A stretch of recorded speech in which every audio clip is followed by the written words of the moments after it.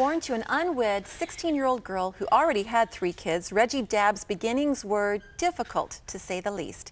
Yet that is the backdrop which today God has used to present a message of hope, healing, and faithfulness. He has spoken on all 7 continents to more than 2 billion people each year, not to mention he plays a mean saxophone, even sharing the stage with artists like Whitney Houston and CeCe Winans. Reggie, welcome to Full Circle. It's good to be with you guys. How are you? Great to have That's you. Great. On the couch. I know. Are you ready? Couch. On the couch. It's like a bad cartoon called Beauty and the Beast. But that's okay. I'm just doing my part. You know what? We are so glad you're here to do your part. I know later in the show you're going to play a little of the saxophone. I will. We're going to bring it onto I'll the do set. that. We're looking forward to that. Okay, now you speak to millions of people around the world sharing your story. Yes. And really your story began when you made a startling discovery in the 2nd grade. Well, actually, in America, we have this thing called Parent-Teacher Conference, which I'm trying to ban because I believe in separation of school and parents. But, it didn't, yeah, No, I'm we on have their those side. here- I we got have it. those I'm also here too, trying but- to change school start time. I think school should start at noon, and the first thing we should do is eat lunch. You knew I was going to say that, you know what I mean? That's awesome. But my mom and dad came to school for Parent-Teacher Conference, and after the conference, my meeting with my parents, we walked outside, and everybody's got their parents there. And I just noticed that my parents were old. My friends' parents were young. So I was taught, if you got a question, ask. So I asked my parents on the way home, why you old?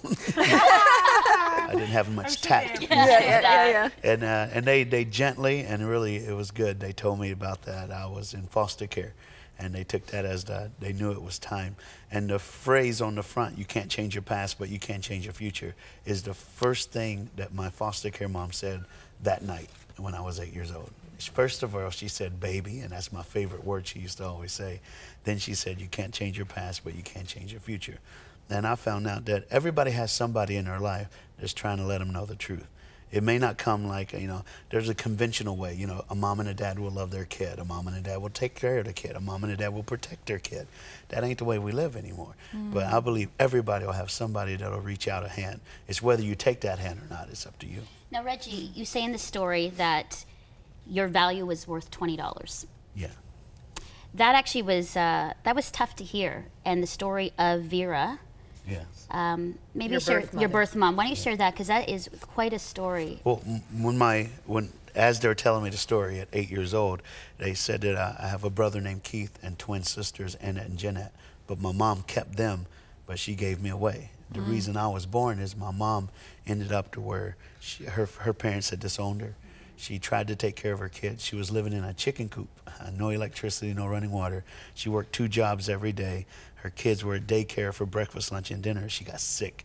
She missed work. She was $20 short on that daycare bill. She had to find $20 or her kids couldn't eat. So a friend told her, you know, if you sleep if you sleep with me, I'll give you $20 and your kids can eat. And my mom made a decision to take care of her babies, and that's what she did, and that's how I was born. She knew she couldn't take care of me. She knew she couldn't raise me, but she remembered that she had a teacher at school that said, if you ever need help, call me. And she gave me to that teacher, and that teacher raised me. So you found out when you were really young all of the details of this. Like, what did that do to your little heart and mind? Well, the first thing is outwardly you say, I'm all right, it's all good, I'm fine, I'm fine. Young people throughout the course of history have been like that. But then you try to get a place where you can be real. I had to go to the restroom. So I go in the bathroom, turn on the faucet and cry thinking that no one can hear me. But that night when I opened the door, my dad was there.